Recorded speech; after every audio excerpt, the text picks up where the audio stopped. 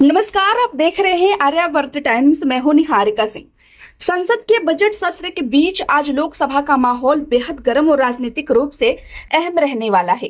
एक तरफ जहां नेता प्रतिपक्ष राहुल गांधी के आज दोपहर करीब 12 बजे लोकसभा में बोलने की संभावना है, वहीं दूसरी तरफ केंद्रीय मंत्री किरण रिजिजू ने राहुल गांधी पर तीखा हमला बोलते हुए उनके रवैये को बच्चों वाली हरकत करार दिया है। किरण ने कहा कि राहुल गांधी के व्यवहार से न सिर्फ सदन की कार्रवाई प्रभावित हुई है, बल्कि लोकसभा अध्यक्ष भी आहत हुए हैं। दरअसल बीते कुछ दिनों से संसद में लगातार हंगामे की स्थिति बनी हुई थी। राष्ट्रपति के अभिभाषण पर धन्यवाद प्रस्ताव पर चर्चा के दौरान राहुल गांधी के भाषण के समय भारी शोर शराबा देखने को मिला था, जिसके चलते सदन की कार्रवाई बार बार बाधित हुई। हालांकि कल जाकर यह गतिरोध खत्म हुआ और आज बजट 2026-27 पर चल रही सामान्य चर्चा के दौरान राहुल गांधी के बोलने का रास्ता साफ हुआ है। माना जा रहा है कि आज का दिन संसद की राजनीति के लिहाज से बेहद निर्णायक रहने वाला है। इसी बीच केंद्रीय संसदीय कार्य मंत्री किरण रिजिजू ने राहुल गांधी को लेकर बड़ा बयान दिया है।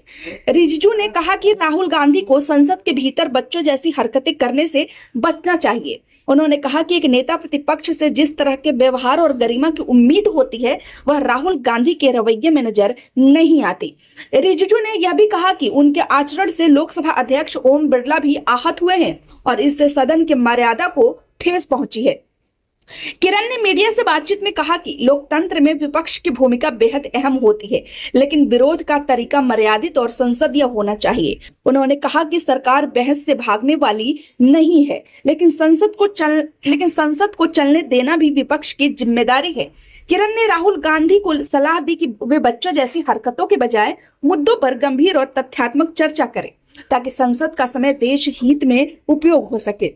उधर सूत्रों के मुताबिक राहुल गांधी आज अपने भाषण में भारत अमेरिका ट्रेड डील के मुद्दे पर सरकार को कटघरे में खड़ा कर सकते हैं। बताया जा रहा है कि राहुल गांधी सरकार से यह सवाल कर सकते हैं कि इस समझौते का भारत की अर्थव्यवस्था, घरेलू उद्योगों और रोजगार पर क्या असर पड़ेगा। विपक्ष का आरोप है कि सरकार ने इस समझौते को लेकर संसद और जनता को पूरी जानकारी दी है और बड़े फैसले बिना व्यापक चर्चा के लिए जा रहे हैं। इस बीच कल संसद की राजनीति में एक और बड़ा मोड़ देखने को मिला, जब कांग्रेस ने लोकसभा अध्यक्ष ओम बिरला के खिलाफ अविश्वास प्रस्ताव का नोटिस दिया। हालांकि इस नोटिस के मूल ड्राफ्ट में तारीख से जुड़ी गलती सामने आने के बाद इसे वापस लेकर जयराम रमेश द्वारा तैयार संशोधित नोटिस को दोबारा पेश किया गया। कांग्रेस सूत्रों के मुताबिक इस नोटिस पर राहुल गांधी ने हस्ताक्षर नहीं किए हैं, ताकि नेता प्रतिपक्ष के पद की संसदीय गरिमा और परंपराओं का ध्यान रखा जा सके।